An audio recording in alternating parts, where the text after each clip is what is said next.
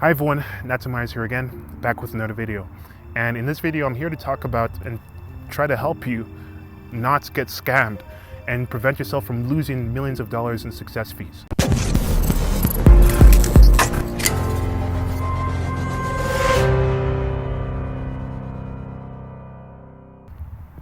Yeah, so many people get excited, they see somebody send them a big deal and they're like, oh, I'll give you success fees if you help me raise this capital. And either compliantly, or some people sadly they do it uncompliantly, but here are some tried and true principles that are going to prevent you from losing all of your capital and losing all of your time. Because if you work for somebody for years and months, helping them raise capital and you're promised a big success fee, and then if in a rare case you actually do find that investor, it doesn't mean anything because there are ways of them not giving you the money. And I'm going to walk through 3 proven strategies that are going to essentially get people to actually pay you if you do it in a way that is proper and legal, so that after all of your hard work in getting the investor, you actually get paid your success fees. So here are the 3 ways. 1, make sure that the success fees, when you bring these investors in, understand that it's all about relationships. Because if you have a bad relationship with the seller and you don't trust them, then you must have a good relationship with at least the investor, which you most likely don't have if somebody is going into the raising capital in a new situation, or they haven't been adept at raising capital with these relationships. Because it's really critical to make sure, because if you don't trust the person who you're raising capital for, and then you raise capital for them, and then you also don't trust the investor, then who's to say they'll just go slip around you and pay somebody as a consultant? There's nothing that prevents people from doing that.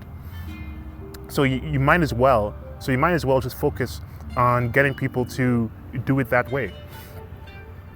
And because let's say you have a bad relationship with the investor and a good relationship with the person who's raising capital, then at least you trust the person who's raising capital not to circumvent you or go around you, so that you're the one who's helping them raise capital. And so the point is, make sure you have a good relationship with either the people who are investing or the people who are raising capital. Because if you have a bad relationship with both, then you're probably dead in the water and they're probably going to go around you in the first place. Because all the legal agreements, they're really just tools. People can have the best and strongest legal agreements, but if you don't have a good relationship with them and you don't trust them, and trust is really, there's no real such thing as trust in this high finance world. Really, it's more about mutual self-interest. And if that cannot be proven, then there's probably no need to even get into this type of work. You might as well just close your laptop. So that's number 1.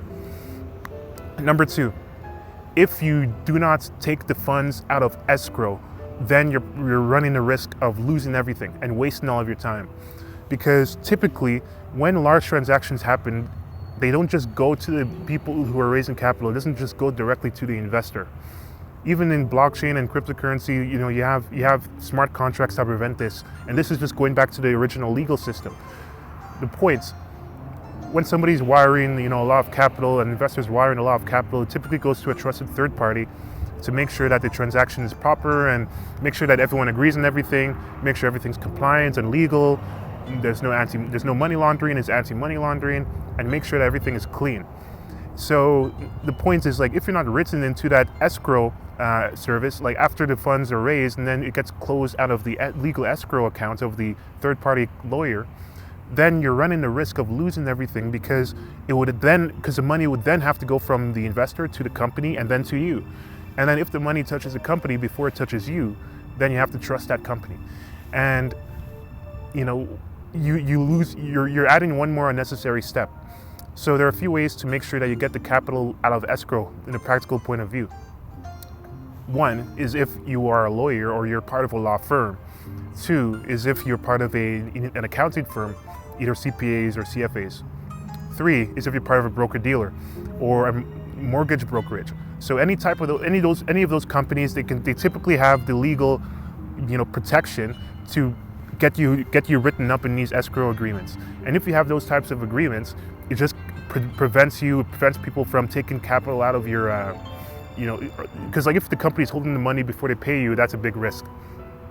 3, the third thing is making sure that you do it compliantly, because the reason why is, when people raise capital and they don't do it legally, then they have to depend on other people, and you depend on people who are legally able to do it. And when you do that, it puts you in a position of weakness. Let's say somebody raises 30 million for a company by introducing them to an investor, and they're promised 3%, or let's say even 10% success fees. So they'll get 300,000. So the thing is, like, a lot of the Securities Commission people, they get really, they audit these companies, and they get really scared when they see things like that to people who aren't registered. All the money going to one person in that speed. So what people do to try to either get control or to, protect themselves is to pay these people as consultants in a pro rata fashion. So what this means is that they'll pay the person 300,000 over a longer period of time. And because they do that, it makes them look as if it's kind of like washing. It's like accounting magic and just washing the money, because they would basically pay the person the amount of the success fee over a longer period of time, let's say 10 months. So probably the person gets paid 30,000 every month for 10 months or something, and it would be called success fee or consulting fees rather than success fees. And the reason, and this is how a lot of people operate, and the reason why they do that is a few reasons. One is it gives them power over the other person, because if you're paying people over a longer period of time, the person would have to be loyal to that company, so that if you break their rules or if you don't do what they want, then they'll just kick you out. And if they kick you out, that puts you in a position of weakness, because like you'll be saying, oh, I have to work at this company for X more time before I get the rest of the success fee. So you have a longer window of time. Two is that it's worse cash flows, because getting the cash flow all at once puts you in a position of power rather than you waiting there. So they can, for any reason, just say, oh, we're not going to do it anymore. And you have no visibility and transparency into where the money is coming from and why it's not coming to you or whatever. So that's another problem. And the third one is there's probably tax, and there's a lot of other problems too that come with it. So the point is, if you're compliant and if you're able to do it in a way that you're compliantly able to get it, then you just get all the fees in one go rather than being paid pro rata. And so that's the third thing to keep a track of. And I guess an extra bonus is what people typically do in this type of work. Because of all the risk of people not getting their success fees, that's why there's such a lack of transparency. And that's why a lot of people protect the investor contacts from the companies who are raising capital, because if somebody does this type of work on a large scale, it is very hard to maintain many good relationships with people who are raising capital or investors or whatever. So what they do in exchange for that is simply just separate everyone from each other and make sure that investors don't get in touch with the people who are raising capital, and they don't have the right mandate and mixes.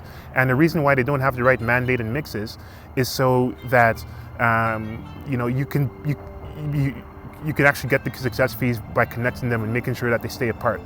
So at the end of the day, that created as a default, because of the lack of trust of people who enter this type of work, it created a really opaque capital raising landscape.